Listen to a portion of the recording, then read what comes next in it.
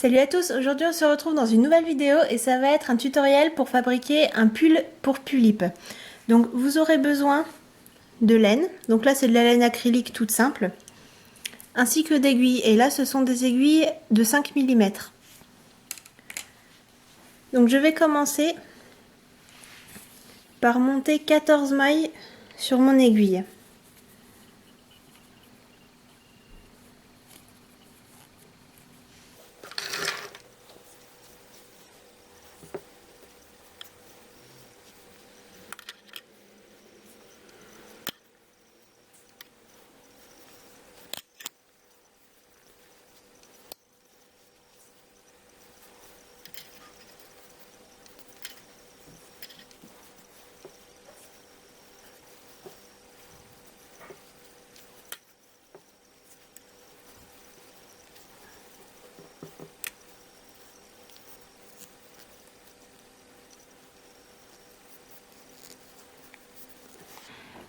Donc voilà, j'ai 14 mailles. Alors là, je vais faire 2 rangs en côte en alternant donc une maille à l'endroit et une maille à l'envers.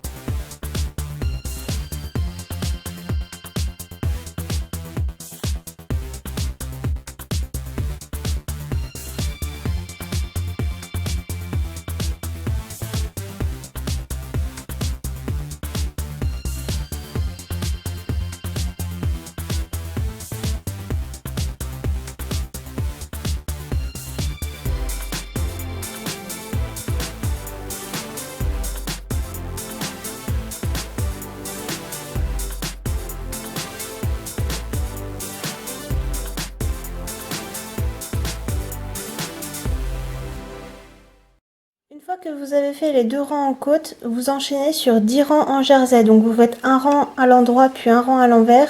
Et donc vous faites ça sur 10 rangs.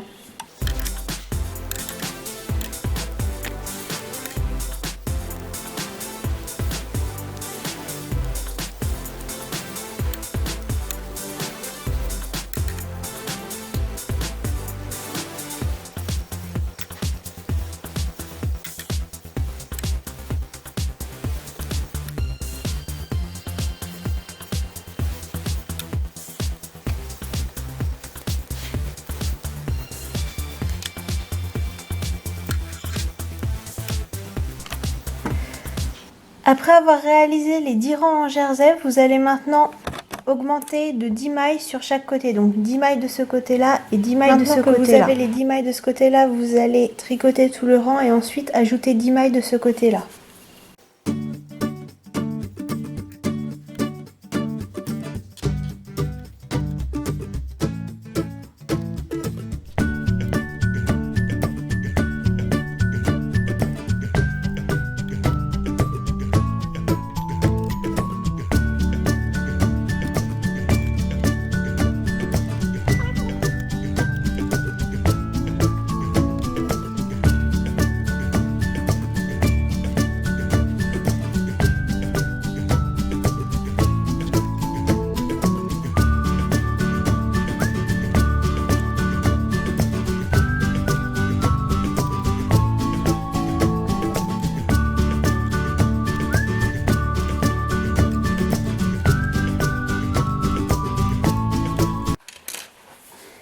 Et maintenant 10 mailles de ce côté.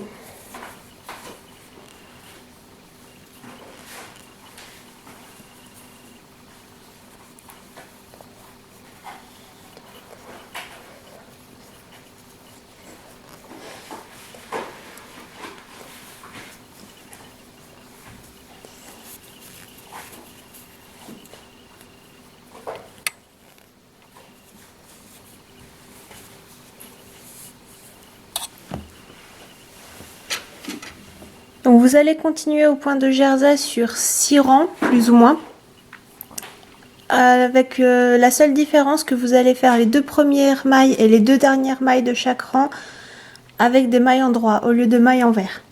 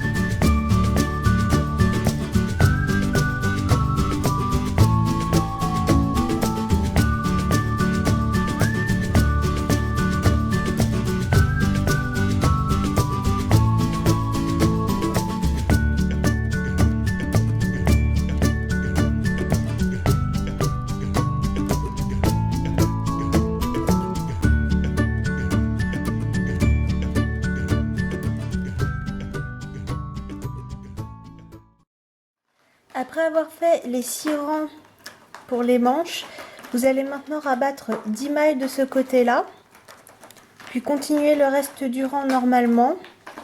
Et ensuite le rang suivant, vous allez rabattre les 10 mailles là. Donc vous allez déjà rabattre celle-ci.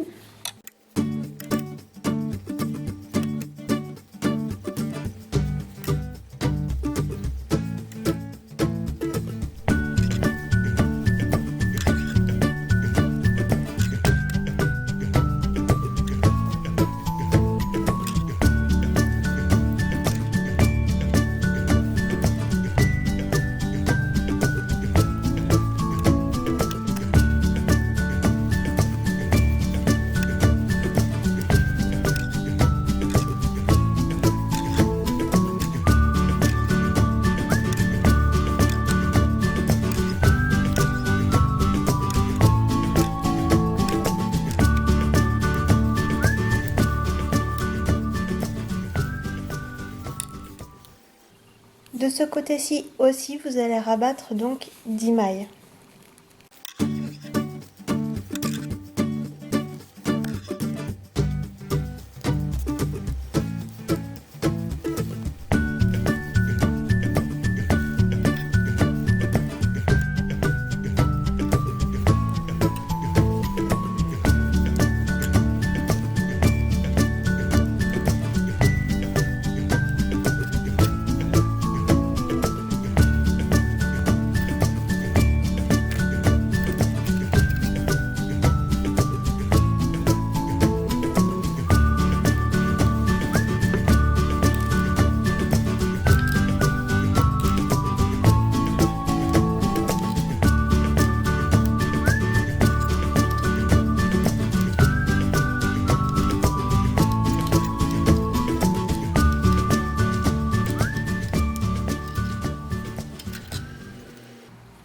Et maintenant pour finir, vous allez rabattre donc le dernier rang avec le point de côte. Donc vous allez faire une maille à l'endroit, une maille à l'envers et vous allez rabattre en même temps.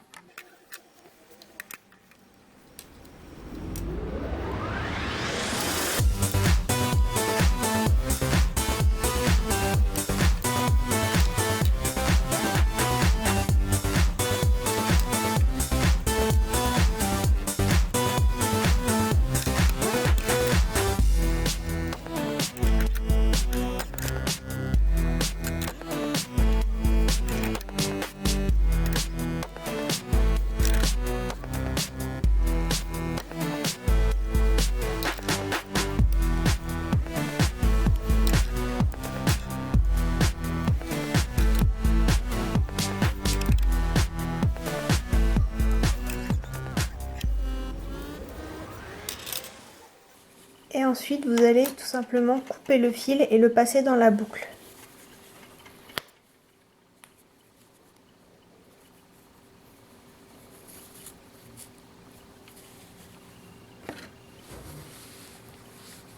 Voilà, vous avez réalisé un côté du pull, maintenant vous allez faire la même chose pour l'autre côté. Une fois que vous avez réalisé les deux côtés du pull, vous allez maintenant coudre les côtés. Donc pour ce faire, vous allez mettre l'endroit contre l'endroit, comme ça. Et vous allez coudre à plusieurs endroits. Vous allez coudre ici et ici. Vous allez coudre comme ça. Vous allez également coudre ici, ici et ici. Donc en général, j'utilise tout simplement le bout de laine qui a servi à arrêter le fil ou à commencer en montant les mailles. Il n'y a pas besoin en général de rajouter du fil. Et là, tout simplement, vous allez coudre le bord.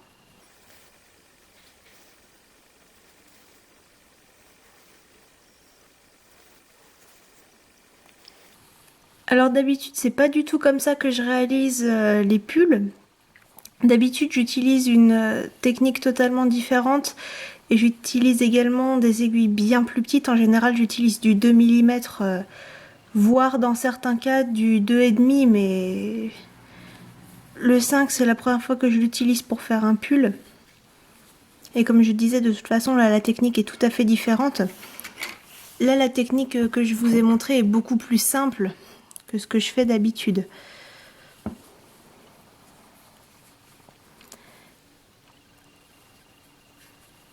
Mais bon, je n'allais pas vous montrer la technique que j'utilise d'habitude, tout simplement parce que déjà j'essaye de vendre mes créations. Donc si je vous dis comment je fais, ça m'aidera pas à les vendre. Mais également parce que si je devais faire une vidéo pour montrer comment je fais d'habitude, ça prendrait plusieurs heures, étant donné qu'il me faut plusieurs heures pour faire un pull d'habitude, alors que là, ça m'a pris pas très longtemps. Bon, je pense que personne n'aurait la patience de regarder une vidéo de 5 ou 6 heures juste pour apprendre à faire un pull. Ce serait pas intéressant pour vous, ni pour moi de toute façon, à faire le tuto et le montage. C'est pour ça que j'ai choisi une version beaucoup plus simple à faire en tutoriel. Une fois que vous êtes arrivé là, vous pouvez arrêter le fil. Donc ce que je fais pour arrêter le fil, vous pouvez simplement le passer dans plusieurs mailles, ce qui permet d'avoir un arrêt relativement invisible. Mais moi ce que je fais, c'est qu'en plus je fais un nœud. Alors certes, le nœud est visible, puis je le consolide bien en plus, mais au moins avec un nœud comme ça, ça ne se défera pas. Parce que si vous passez juste le fil dans les mailles, ça peut se défaire très facilement, ce qui n'est pas le cas ici. Même si, du coup, le nœud se voit. Mais on s'en fiche un peu, étant donné que de toute façon, le nœud, il est sur l'envers du travail. Là d'ailleurs, j'aurais peut-être pu le serrer un petit peu plus, c'est pas grave. C'est pas un souci.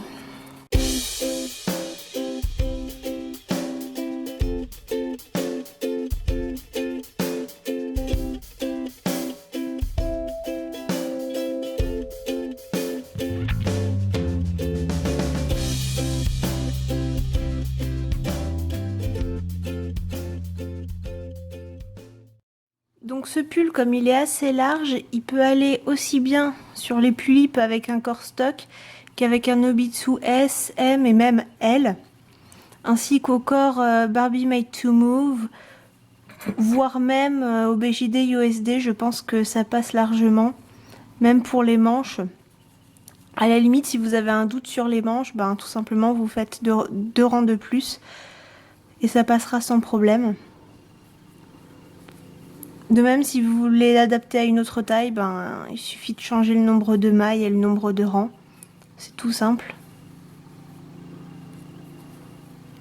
Je ferai une vidéo plus tard pour vous indiquer comment est-ce qu'on peut calculer le nombre de mailles nécessaires par rapport à la taille que l'on veut faire. C'est tout simple en fait.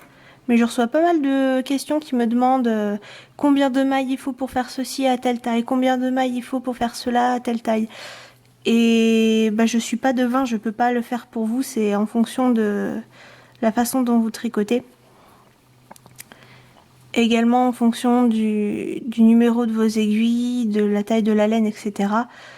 Mais la technique que je vous dirai dans la vidéo vous permettra de calculer ça facilement.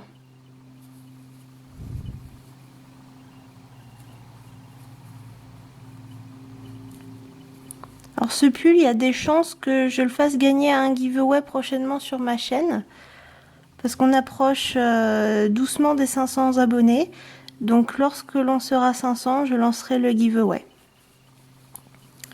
Et donc il y a des chances que ça soit ce pull. Sachant que le pull là, je vais le décorer pour qu'il soit un peu plus joli et pas tout simple comme ça quoi. Donc je mettrai sûrement un lapin ou quelque chose comme ça dessus. Donc maintenant, le côté ainsi que le bas des manches est cousu. Il reste à coudre le haut des manches. Donc tout simplement, ce que vous allez faire, c'est que vous allez prendre de chaque côté le fil avec lequel vous avez arrêté le pull tout à l'heure et que vous allez coudre à partir de ce fil jusqu'au bord de la manche, des deux côtés.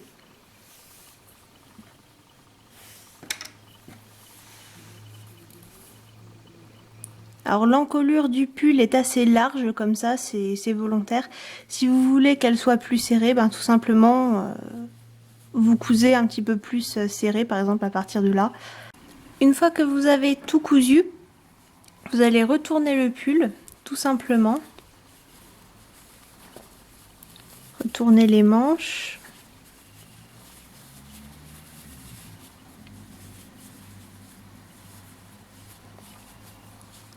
Et donc voilà, vous vous retrouvez avec un pull tout simple.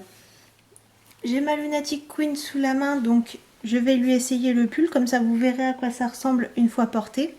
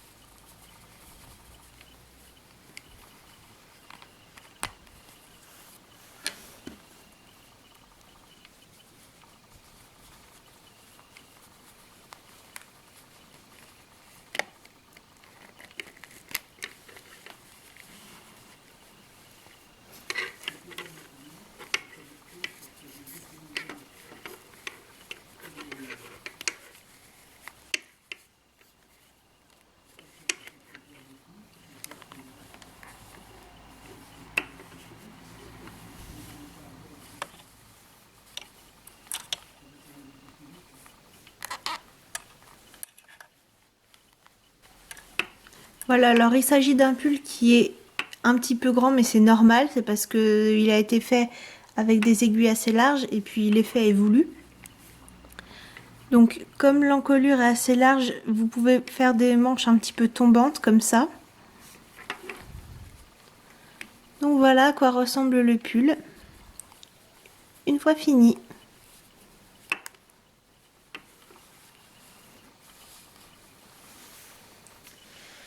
Donc voilà, c'est tout pour cette vidéo, j'espère qu'elle vous a plu.